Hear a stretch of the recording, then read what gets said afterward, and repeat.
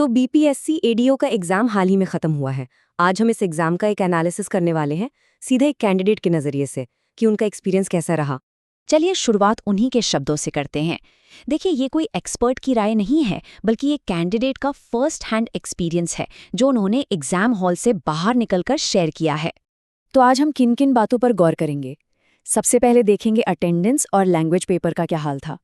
फिर GK paper की difficulty में जो फर्क था उसकी बात करेंगे। एक कैंडिडेट ने पर्सनली कितने सवाल किए हैं ये भी जानेंगे। प्रोसेस को लेकर कुछ चिंताएं भी हैं और आखिर में इन सब से क्या बड़ी बातें निकल कर आती हैं। तो चलिए सबसे पहले बात करते हैं एग्जाम के दिन के माहौल की। कितने लोग आए थे एग्जाम देने और जो क्वालिफाइंग पेपर था वो कैसा था? तो सबसे पहली बात जो सामने आई वो थोड़ी हैरान करने वाली है। अटेंडेंस। मतलब एग्जाम सेंटर्स पर औसतन सिर्फ 60% के आसपास ही लोग पहुंचे। इसका सीधा सीधा मतलब ये है कि एक बहुत बड़ी तादाद तो एग्जाम देने आई ही नहीं। इसे ऐसे समझिए कि लगभग 40% कैंडिडेट्स एब्सेंट थे, यानी हर 5 रजिस्टर्ड कैंडिडेट्स में से 2 लोग एग्जाम में शामिल ही नहीं हुए। ये काफी बड़ा नंबर है। अच्छा, अब आते हैं क्वालिफाइंग लैंग्वेज पेपर पर। कैंडिडेट के हिसाब से ये पेपर मॉडरेट था, मतलब बहुत मुश्किल नहीं, पिछले पैटर्न जैसा ही था। हिंदी में तो ज्यादातर लोग पास हो जाएंगे, करीब 80% तक। लेकिन इंग्लिश वाले सेक्शन में कहानी थोड़ी अलग है। वहां फेल होने का रेट ज्यादा हो सकता है, शायद 50% तक भी जा सकता है। अब उस पेपर की बात करते हैं जिससे मेरिट बननी है, जनरल नॉलेज। और यहीं पर कैंडिडेट ने एक बहुत बड़ी चीज की तरफ इशारा किया है। एक तरह से कह सकते हैं कि खेल बराबर का नहीं था।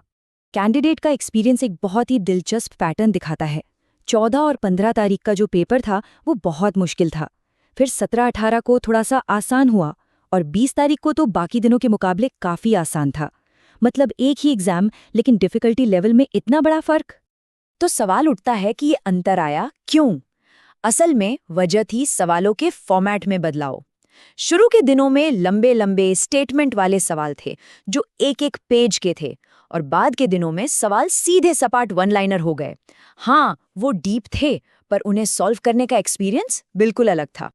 और इसका सीधा सीधा असर नॉर्मलाइजेशन पर पड़ेगा। मतलब अलग अलग पेपर की डिफिकल्टी को बराबर करने के लिए एक फॉर्मूला इस्तेमाल होगा, और ये प्रोसेस ही तय करेगा कि आखिरी मेरिट लिस्ट कितनी फेयर बनती है। ये बहुत क्रिटिकल होने वाला है।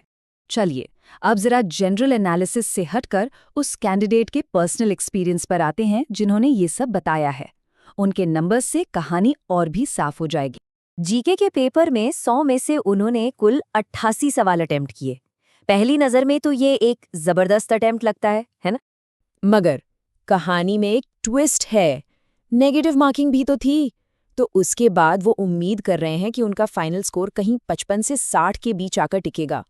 अब जरा सोचिए, 88 अटेम्प्ट्स और स्कोर 55-60। ये साफ साफ बताता है कि पेपर कितना मुश्किल था और एक एक गलत जवाब कितना भारी पड़ा है। अब एक थोड़े से सेंसिटिव मुद्दे पर आते हैं। कैंडिडेट ने एग्जाम के प्रोसेस को लेकर कुछ चिंताएं भी जाहिर की हैं, खासकर एग्जाम खत्म होने के बाद की प्रक्रिया को लेकर। एक सवाल उठता है कि क्या आंसर शीट जमा होने के बाद का जो प्रोसेस था वो पूरी तरह से ट्रांसपेरेंट था? ये सीधे कैंडिडेट के शब्द हैं। वो कह रहे हैं धांधली के मामले में शक के दायरे में थोड़ा बहुत है वो, लेकिन अभी नहीं पता चलता है। ये उनकी एक पर्सनल आशंका को दिखाता है। यहाँ एक बात साफ करना जरूरी है। कैंडिडेट ने यह भी कहा कि एग्जाम सेंटर्स पर उन्हें कोई गड़बड़ी नहीं दिखी। उनकी चिंता इस बात को लेकर है कि जब आंसर शीट्स कलेक्ट हो जाती हैं तो उसके बाद क्या होता है। मतलब शक एग्जाम के दौरान चीटिंग पर नहीं, बल्कि उसके बाद के प्रोसेस की इंटेग्रिटी पर है। तो इस पूरे एनालिसिस से इस एक कैंडिडेट के नजरिए से हम क्या समझ सकते हैं? चलिए जो मेन पॉइंट्स हैं उन्हें फटाफट समेटते हैं। तो देखिए, 4 बड़ी बातें निकल कर आती हैं। पहली, अटेंडेंस उम्मीद से कम थी। दूसरी, जीके पेपर की डिफिकल्टी अलग अलग तारीखों में बहुत अलग थी। तीसरी, नॉर्मलाइजेशन ही असली गेम चेंजर होगा। और चौथी और सबसे ज़रूरी बात, ज़्यादा अटेम्प्ट करने का मतलब हमेशा ज़्यादा स्कोर करना नहीं होता। तो आखिर में ये समझना ज़रूरी है कि ये सिर्फ एक कैंडिडेट का नज़रिया है। उन्होंने खुद ही बाकी लोगों से ये जानने की कोशिश की कि भाई उनका एक्सपीरियंस कैसा था, उन्होंने कितने सवाल किए। इससे यही पता चलता है कि हर किसी का अनुभव मायने रखता है, क्योंकि आखिर में इस एग्ज़ाम का नतीजा कितनों के भविष्य को एक नई दिशा देगा और ये जो पूरी बातचीत है उस बड़ी तस्वीर का एक छोटा सा लेकिन ज़रूरी हिस्सा है।